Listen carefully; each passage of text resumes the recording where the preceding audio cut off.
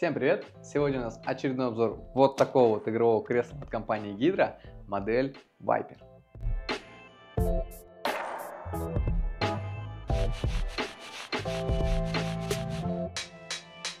Данные кресла идут в двух расцветках: бордовая и коричневая.